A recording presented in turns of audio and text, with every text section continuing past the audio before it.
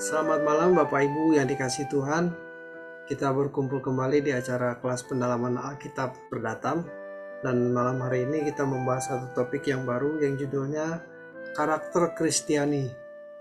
Kita akan bagi menjadi 6 pertemuan, 6 sesi. Dan malam hari ini kita akan membahas di sesi yang pertama ada 5 topik. Sebelumnya mari kita tundukkan kepala, kita satu dalam doa. Bapa kami di dalam surga, kami bersyukur untuk kesempatan yang Tuhan berikan bagi kami. Kami sudah mempersiapkan diri untuk belajar kebenaran-Mu Tuhan. Mari Tuhan memberkati kami, berikan kami pencerahan supaya kami bisa mengerti dan menyerap apa yang kami pelajari malam hari ini. Terima kasih Tuhan.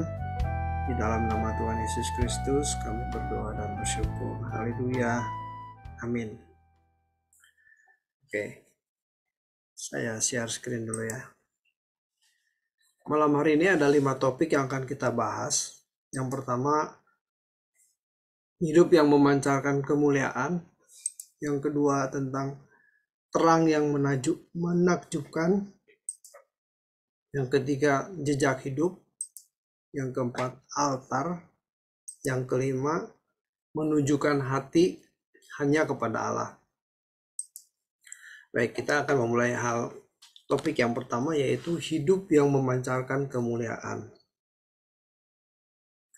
Kalau kita benar-benar mempercayai bahwa Allah yang kita sembah adalah Allah yang hidup, yang nyata dan maha hadir, maka keyakinan tersebut pasti akan terpancar nyata dalam hidup kita, yang bisa dilihat dan dirasakan oleh orang di sekitar kita. Sesungguhnya ada banyak orang bingung dan frustasi, baik orang di luar gereja maupun di dalam gereja, ketika orang Kristen yang kelihatannya aktif dalam pelayanan, apakah itu sebagai jemaat yang rajin ke gereja, apalagi menjadi pengurus, bahkan menjadi pendeta rohaniawan, tetapi tidak memancarkan kehidupan yang membuktikan bahwa Allah itu ada dalam hidupnya. Nah ini ya, ironis sekali jadinya. Sepertinya nih orang kok rajin bener bolak-balik ke gereja gitu ya. Tetapi perilakunya itu tidak menunjukkan bahwa ada Tuhan dalam hidupnya. Atau hidupnya itu tidak memancarkan kehadiran Tuhan. Hidup masih suka-suka sendiri gitu ya. Orang bisa bingung dan bertanya-tanya Tuhan macam apa yang dimiliki orang ini gitu ya. Sehingga keyakinan yang dimilikinya tidak berdampak.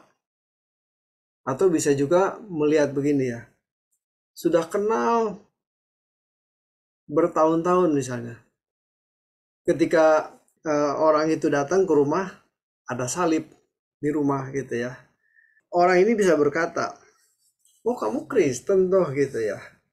Nah sebetulnya itu pukulan buat kita kalau orang mendengar itu, oh kamu Kristen, berarti selama ini perilaku kita tuh tidak menunjukkan bahwa kita ini pengikut Kristus gitu loh. Tidak menunjukkan bahwa kita ini orang Kristen gitu. Kalau sampai orang ngomong, oh kamu Kristen.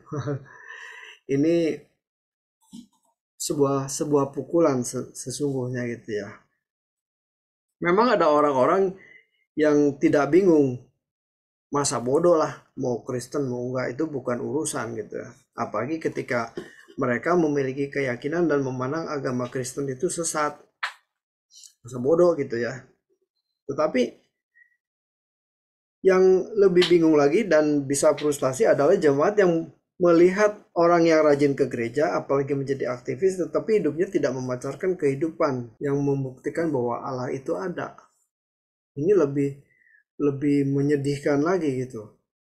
Kristen bolak-balik ke gereja, tetapi karakternya tidak menunjukkan bahwa hidupnya itu merasakan kehadiran Tuhan gitu ya.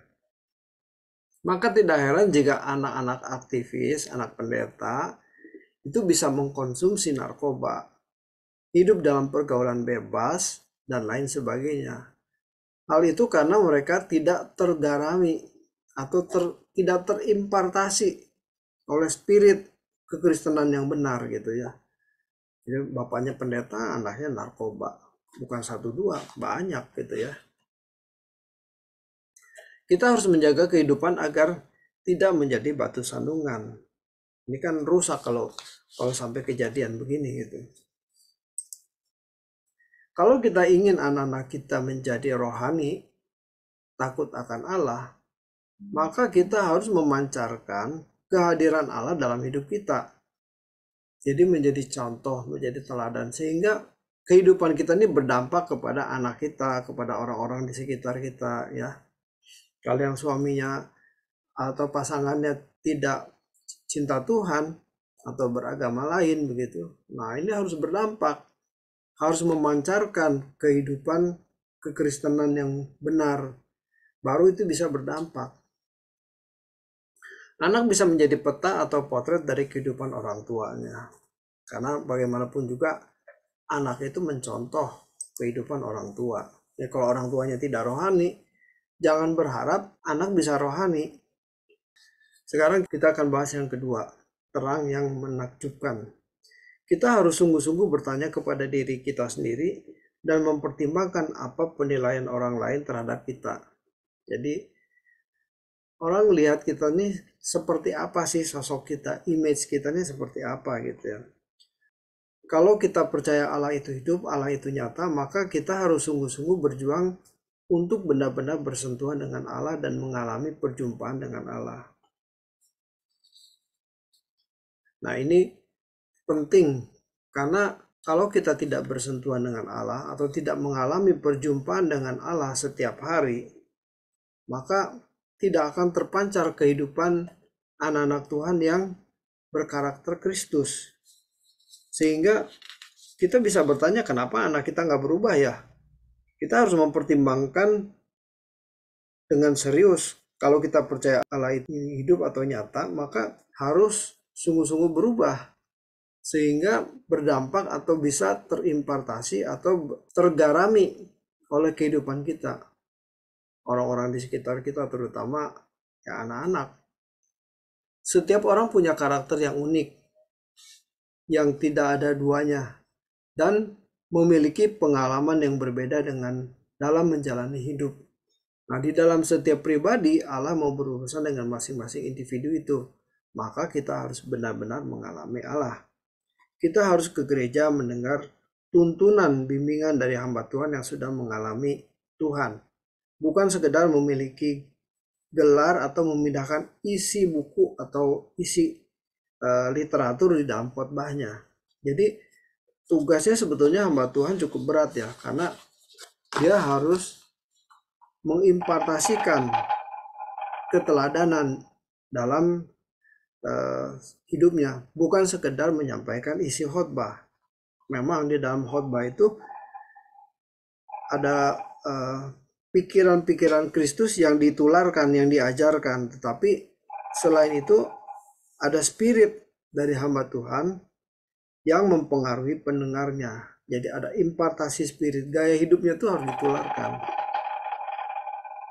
Makanya kan kalau Pak Eras sebulan sekali mengadakan acara impartasi spirit kepada seluruh hamba-hamba Tuhan, para pelayan Tuhan, itu tujuannya untuk itu.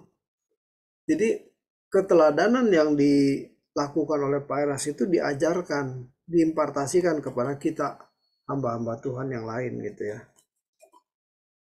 Orang yang berinteraksi dengan Allah pasti memiliki terang yang menakjubkan, sehingga orang bisa berkata, sungguh Allah nyata di dalam hidupmu. Nah, kalau orang sudah bisa berkata demikian, ini berarti hidupnya ini sudah memancarkan terang Kristus. Di Alkitab ini ada beberapa contoh tokoh-tokoh Alkitab, contohnya seperti Abraham, Ishak, Yakub, Daud, Daniel, Elia. Kalau di Perjanjian Baru ada Paulus, Petrus, dan masing-masing tokoh ini tentu memiliki pengalaman yang khusus dengan Allah. Karena pengalaman mereka juga berbeda, artinya jalan hidup yang mereka jalani itu berbeda, tetapi ada jejak Tuhan di dalam perjalanan hidup mereka. Jadi mereka tuh menjalani pengalaman bersama dengan Tuhan. Nebukadnezar mengakui Allah Daniel, Sadra, Mesa, dan Abednego, lebih dari semua dewa. Ya, ini kan Nebukadnezar ini kan Raja Babel. Ini kan peristiwa Daniel, Sadra, Mesa, dan Abednego ini ketika bangsa Israel ini dalam masa pembuangan di Babel ya.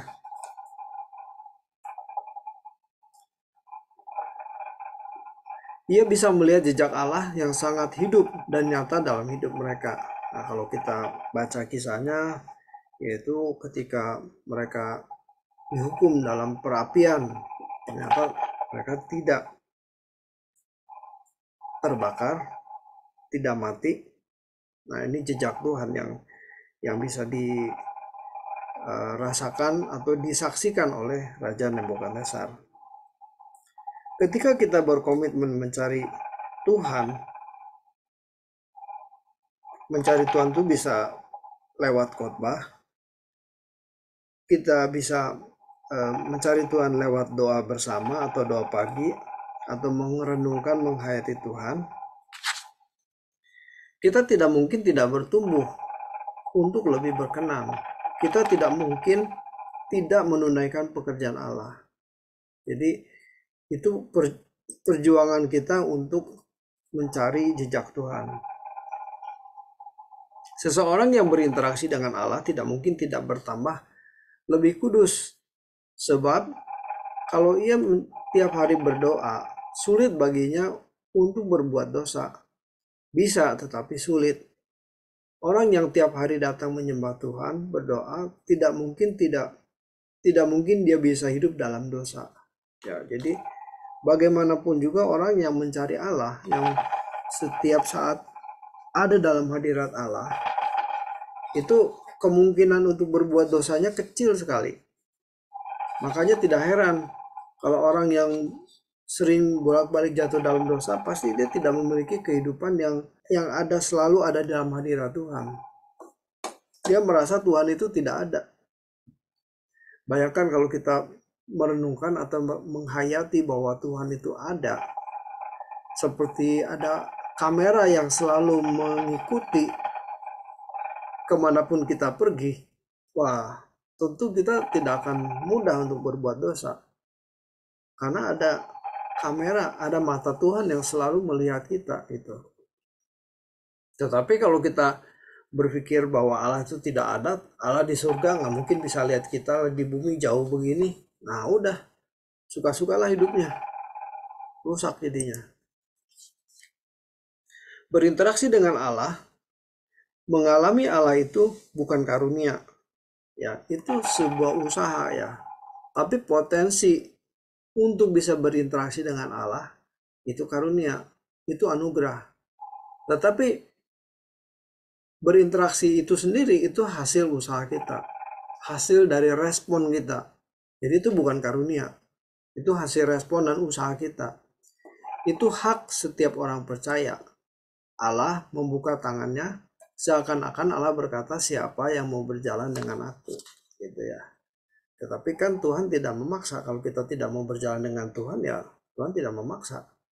Tetapi Allah membuka tangannya untuk kita bisa berjalan dengan Allah, gitu ya. Pasti kalau kita berusaha dengan Tuhan, Tuhan membawa kita kepada standarnya. Memang bisa membuat kita frustasi sebab kita tahu apa yang baik, tetapi daging kita seringkali menarik-narik kita melakukan apa yang tidak sesuai dengan standar kesucian Allah. Itulah pergumulan. Dan itu indah. Mestinya standar hidup yang benar adalah kita hidup hanya untuk menemukan Tuhan.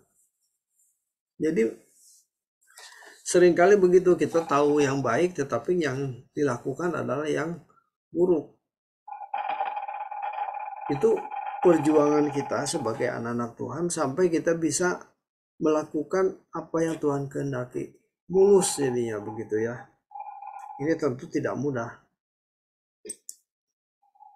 Sejatinya persoalan apapun bisa kita selesaikan dengan syarat berjalan dengan Tuhan. Jadi bersama dengan Tuhan kita bisa menyelesaikan segala persoalan. Segala kuasa, kerajaan, dan kemuliaan di dalam tangan Allah yang besar. Kalau kita percaya Allah itu hidup, Allah hadir, Allah nyata, kita harus berusaha menemukan Dia, berinteraksi dan berjalan bersama dengan Tuhan. Ini dikalimatkan begitu sederhana ya, tapi ketika kita mau melakukannya, ini luar biasa sulitnya nih. Menemukan saja sudah susah, mau berinteraksi dan berjalan bersama dengan Tuhan. Wow. Tetapi harus kita yakini bahwa yang susah itu tidak berarti mustahil, gitu ya.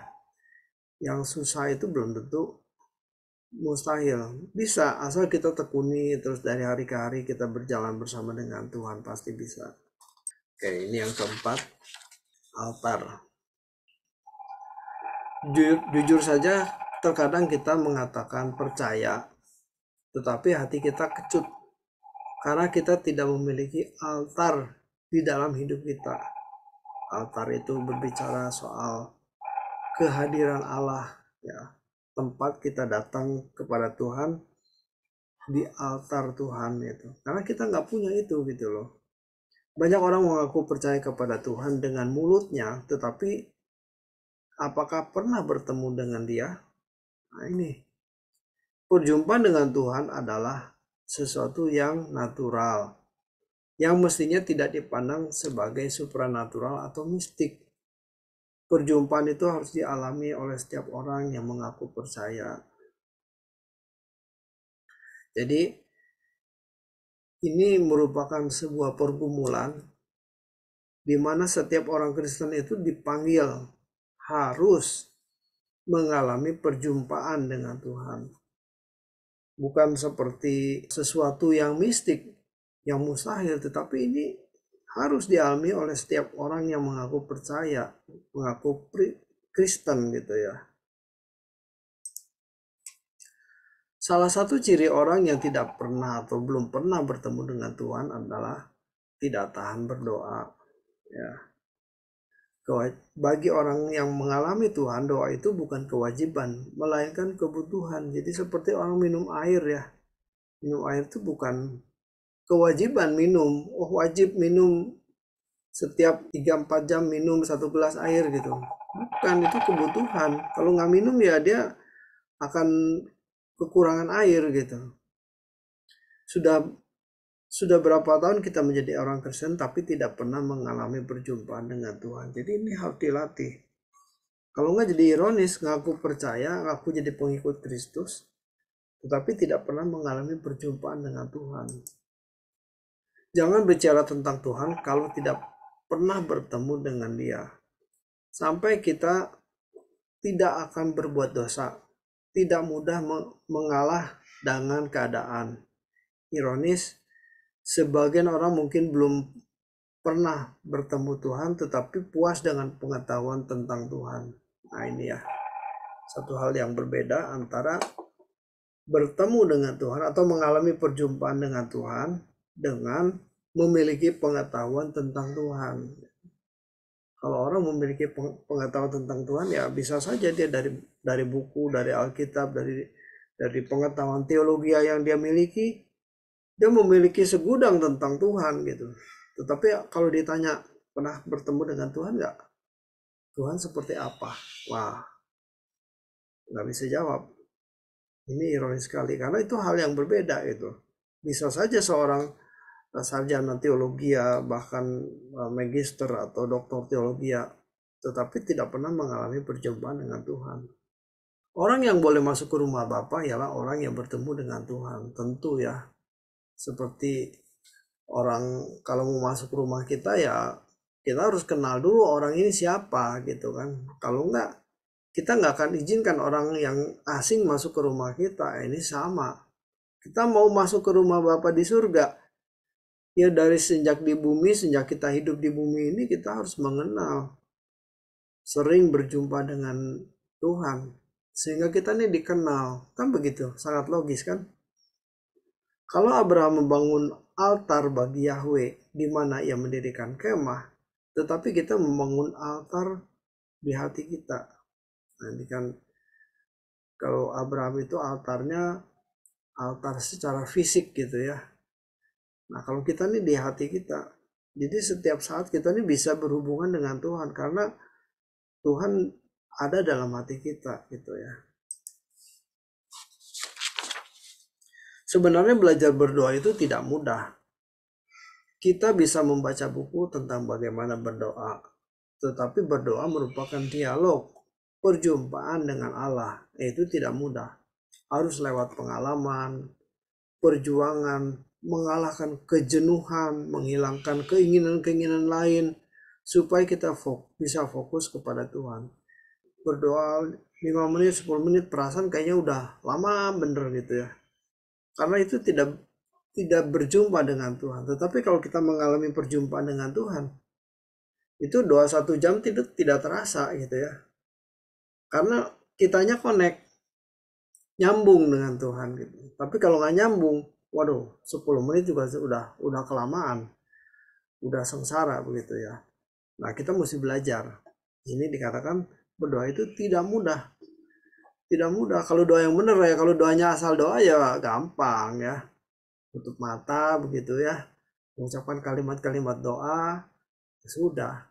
Tapi kalau doa yang benar itu tidak mudah. Ya, harus lewat pengalaman, perjuangan, mengalahkan kejenuhan ya. Karena dalam doa tuh seringkali kita rasa ini Tuhan dengerin nggak ya doa kita ya? Tuhan ada apa enggak ya? Nah ini mengalahkan kejenuhan, menghilangkan keinginan-keinginan lain. Kalau lagi doa terus pikiran kita mengembara kemana-mana, tidak fokus kepada Tuhan, bahkan kita mengingini sesuatu, wah tentu itu doanya jadi terputus koneksinya kepada Tuhan. Ini tidak mudah, harus dilatih. Oke, ini yang terakhir, menunjukkan hati ya. Jadi hati kita ini tertuju hanya kepada Allah gitu ya. Ketika kita membaca kisah Abraham, maka kita dapat menemukan bahwa Abraham adalah pribadi yang memancarkan karakter Kristiani. Abraham dapat memiliki iman dan karakter yang dapat menjadi teladan hidup kita. Abraham ini seorang yang tidak membuat persoalan atau menyusahkan orang lain. Dimanapun dia berada, dia adalah orang yang terhormat. Ya.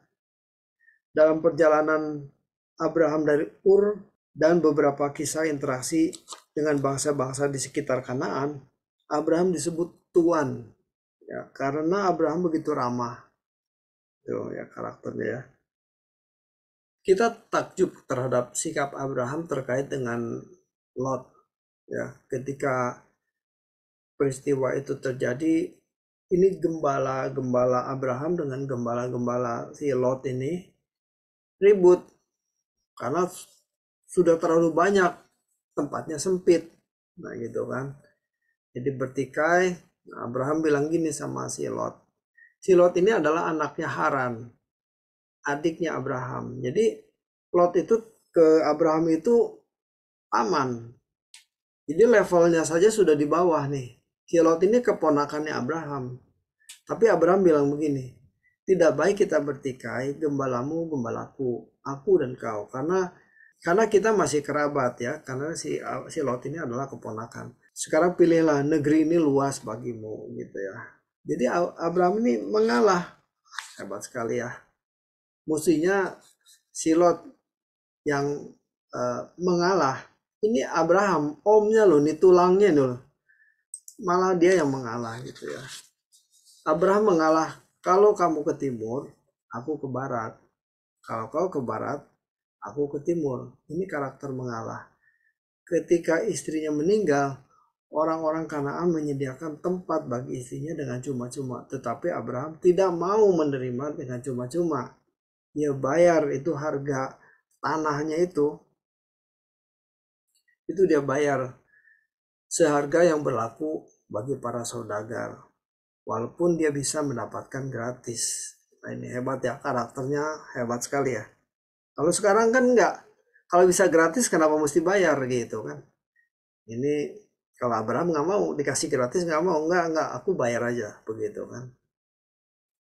Apapun bentuk penyembahan yang dilakukan Abraham, Dia tidak menunjukkan objek penyembahan itu kepada siapapun kecuali kepada Yahweh.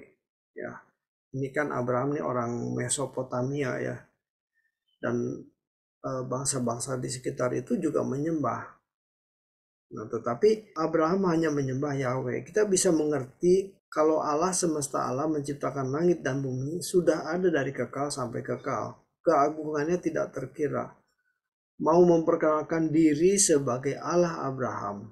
Karena Abraham menunjukkan hatinya kepada Yahweh. Jadi Allah pun melihat ya dari surga. Ini ada sosok seseorang bernama Abraham yang kalau menyembah selalu menyembah kepada Allah, kepada Yahweh begitu. Maka Allah mau memperkenalkan diri kepada Abraham. Apapun cara penyembahannya, dia memberi altarnya bagi Tuhan, bukan bagi dewa lain, bukan kepada objek lain, tetapi kepada Yahweh, Allahnya. Abraham telah bertekad untuk tidak kembali ke Ur Kasdim. Walau dalam masa kekeringan, dia lebih memilih ke Mesir daripada kembali ke Ur Kasdim. Jadi sebetulnya Abraham itu punya kesempatan untuk kembali ke Ur Kasdim, tetapi dia memilih tidak kembali ke Ur Kasdim, tetapi malah memilih ke Mesir. Dan kita tahu ceritanya Mesir itu ketika Abraham masuk ke Mesir, itu resiko kehilangan istrinya tuh besar sekali gitu ya. Tetapi Abraham memilih untuk ke Mesir. Di sini kita melihat betapa tingginya integritas Abraham. Dia memilih untuk menaati Elohim Yahweh. Karena kalau dia kembali ke Ur Kasdim, padahal dari Ur Kasdim aja disuruh pergi, ini balik ke Ur Kasdim kan tidak mentaati gitu. Jadi daripada dia kembali ke Ur Kasdim, lebih baik dia memilih ke Mesir gitu ya, dengan resiko dia kehilangan istrinya gitu ya. Karakter yang luar biasa. Ingatkah Abraham ketika disuruh menyembelih anaknya Ishak itu menjadi korban bakaran, Abraham sama sekali tidak mencurigai Allah. Ya, ini hebat sekali ya. Kadang-kadang kalau kita berpikir, loh ini kan Allah menjanjikan keturunan menjadi bapa banyak bangsa, Abraham. Abraham itu dulunya kan namanya Abram, disuruh ganti nama menjadi Abraham, artinya bapa banyak bangsa begitu ya. Tetapi apakah serta-merta ketika ganti nama dia langsung punya anak? Kan tidak. Itu kan 25 tahun penantiannya, 25 tahun. Bahkan bisa dibayangkan ketika orang bertanya, siapa namamu? Abraham. Anaknya banyak dong, ada bisa jadi bapak banyak bangsa gini. Nggak ada anaknya. Nah, betapa menyayat hatinya itu. Tetapi Abraham tidak mencurigai Allah. Dia tetap memiliki integritas yang baik ya. Hebat sekali ya. Sebagai manusia pasti kita ada kelemahan, tetapi kita tidak boleh mencurigai Allah. Sama sekali tidak boleh mencurigai Allah. Oke. Saya selesai sampai di sini untuk pemaparannya di sesi yang pertama. Sekaligus saya akan buka sesi tanya jawab, sharing. Silakan Bapak Ibu di unmute. Yuk kita akhiri temuan kita malam hari ini. Kita tutup dalam doa. Bapa di dalam surga, terima kasih untuk bincang-bincang kami malam hari ini. Sungguh bermanfaat dan membuka pikiran kami untuk kami semakin hidup benar, hidup kudus, semakin berkarakter Kristus, sehingga kami bisa memancarkan kemuliaan Allah, memancarkan terang Kristus, dan kami bisa menjadi peragamu Tuhan. Haleluya. Kehidupan Tuhan nyata dalam hidup kami, sehingga orang sekitar kami boleh melihat Tuhan dalam hidup kami. Mari Tuhan memberkati kami semua, berkati dalam pertumbuhan kerohanian kami Tuhan. Kami percaya berkat jasmani pun akan mengalir menyertai kami. Terima kasih Tuhan, kami mau berpisah, kami mengakhiri acara pertemuan kami malam hari ini. Terima kasih Tuhan, di dalam nama Tuhan Yesus Kristus kami berdoa. Amin. Tuhan memberkati. Selamat malam. Malam semuanya. Selamat malam Sampai besok semuanya. doa malam. Terima kasih. Terima kasih semuanya. Terima kasih. Oke, bye.